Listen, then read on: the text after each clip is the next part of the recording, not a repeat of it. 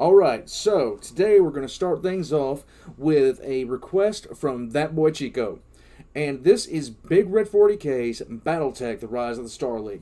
My experience with BattleTech is kind of limited because I've read no novels. I don't know any specs. I barely know some of the names. I know like the Locust, the Atlas, the Mad Cat, and stuff like that. But as far as, can I name a couple of clans? Yes. I can name maybe 5, but past that, my knowledge is very, very limited. So, it's going to be good to learn about this. I already know what the Star League is. I know where it came from. But, it's been several years since I looked at anything lore-wise revolving around anything BattleTech. The last game I played, I have BattleTech 5 Mercenaries. I thought I was buying, I have MechWarrior 5 Mercenaries. I thought I was actually buying BattleTech, the turn-based game, because it's my dream to salvage Mad Cats, and I don't know why. But in any case, we're going to get started in this, and let's see if I can't learn something that I don't know. Here we go. There is an organization that hangs over all of BattleTech, throughout all of its eras. Whether that be the Succession Wars, the Clan Invasion, the Holy Wars of the Blakists, Dark Age, or the new Ilkhan era. That organization was known as the Star League. Everything that happens after its rise and fall can be traced back to it and the mistakes it made, as well as the romanticized vision of what it was. To many, the Star League resembled peace, Pax Tarana, and the apex of what humanity could accomplish. Today, I am going to be presenting this video as a broad overview as to how the Star League formed and what drove it. Okay, good. Prior to the rise of the Star League, humanity had a mixed history in space in terms of its accomplishments. The Terran Alliance was the first major state to establish control of human space in BattleTech, long before there were battle mechs and during humanity's greatest reach into the stars. It would eventually outgrow its administrative and economic capabilities and would decline, leaving huge swathes of space ungoverned by direct authority of Terra. This would lead to the formation of what would come to be known as the successor states, as people within inhabited space, now lacking central authority from Terra, began to expand their own political influence into the vacuums left behind. These great houses would cement control over much of human space, surrounding the core worlds of what had once been the full reach of the Terran Alliance. In the chaos of its decline... Now, I didn't know that, but all I knew, I didn't know if there was a big war or something like that. All I knew was all of a sudden, poof, there they are. The Terran Alliance would eventually become ungovernable and descend into civil war, and would be overthrown on its capital world by Admiral James McKenna. McKenna would eventually come to head a new government known as the Terran Hegemony as the Director General after seeing the political forces and elites that once ran the Terran Alliance from Earth executed or removed from power by other means. There was a mass reorganization of the state and its political structures, though they were echoes of the system that they had knocked down and replaced in some ways, but altered to the new Director General's designs. Worlds covering much of what had been the Terran Alliance would be reconquered, or threatened back into the political sphere of Terra. McKenna's conquests, however, would eventually hit the borders of these proto-states of what would become the full successor states. This would create an uneasy situation for the Terran Hegemony, where it reached the point of meeting near-peer adversaries. You see, that's the thing. I'm not even sure Terra would have at that point found itself facing peers, but superiors. But that's just me. I mean, coming out of a civil war, this is why I like context. Context is king for me. So, what was it about the houses that made them, at that point, only comparable to Terra? Was it just pure infrastructure? Because I would have thought the Civil War would have taken care of that. But then again, that's just me ranting and raving and not knowing what I'm talking about. If you know what you're talking about, down below, you guys, let me know what I'm missing. Already, the feudal politics that would come to dominate the Inner Sphere were developing not only in the proto-successor states, but in the fledgling Terran hegemony. James McKenna's son, Conrad, was his would-be successor, but through a series of botched campaigns would be demoted from the military under his father's orders before the Director General would resign and pass away shortly after. Instead of his son, it would be his nephew, Michael Cameron, who would position himself to take over the Terran hegemony after his uncle's passing. Michael would take the government into a system resembling feudalism, which is often dubbed as neo-feudalism, proposing that this was in fact the best form of government.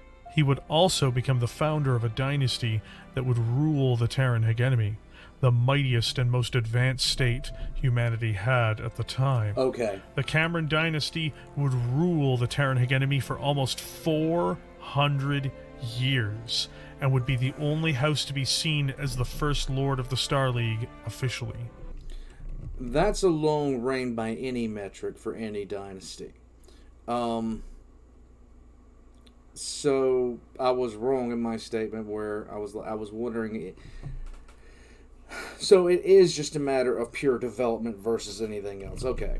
And would rule over it for almost the entirety of its existence without any dispute.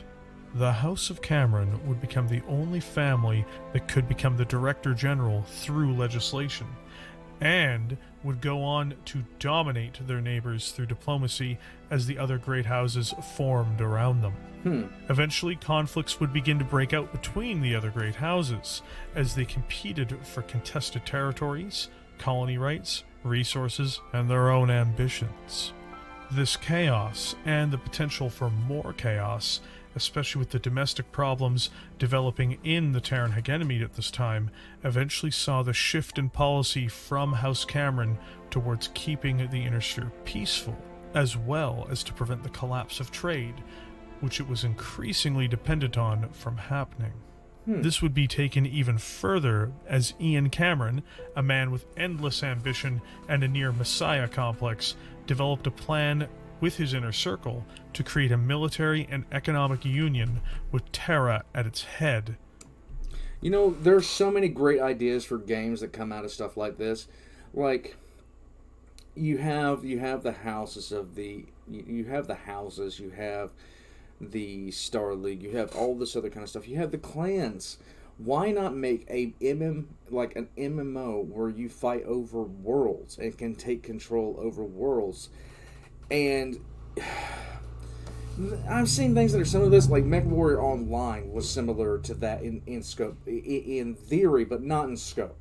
I mean, I would have full-fledged maps where you could sit there and take over planets and things like that, you know, going on, wiping out entire houses. Just have fun with it. Let's go.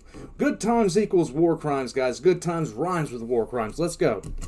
Eventually, Ian Cameron would sway two of his neighbors, who were fighting at the time in a border conflict, the Free Worlds League and the Capellan Confederation, into joining into the formation of what would become the entity known as the Star League. It would take years to finalize the formation of the League, but eventually the Draconis Combine, Lyran Commonwealth, and Federated Suns would join the pact as well, creating the empire which Ian had dreamt of, effectively re-establishing Terran control over the entirety of human space under the guise of mutual cooperation.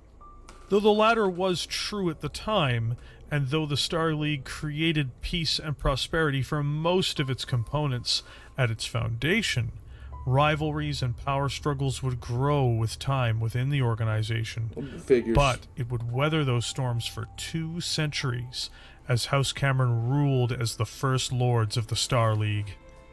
The first among equals. This new entity, ruled from Earth, would also create the most consequential military force in the history of mankind, the Star League Defense Force. A military that would be funded by all member states of the Star League and would see conscription and recruitment from all sectors of the League itself in a unified military force. It would be the ultimate force for keeping the peace, surpassing any one member's military, and over the course of the Star League, the SLDF would only grow in strength until the final cataclysmic battles that would spell the doom of the League across the periphery and across hegemony space. That just can't last. During the fall of the Star League itself. Okay. Thank you for joining me here today. If you enjoyed this content, please consider liking this video and subscribing to the channel. In our follow-up video, we will be doing an overview of the Star League once more, looking at its development. Okay. With that, everyone, I'll catch you all in the comments section below. So, I was wrong about a good amount of things. I thought that the Star League had persisted on to the time of the Clan Wars, but that just shows you how little I know about BattleTech. So it's good to have videos like this that can set me straight on things. It's like I said, the one thing I don't want to do ever under any circumstances. I'll tell you guys straight out if I know something about something, or if I don't know jack, or if it's like this where I have like a middling knowledge, where I know certain terms and certain factions and stuff like that, but I have no idea about the wider geopolitical situation.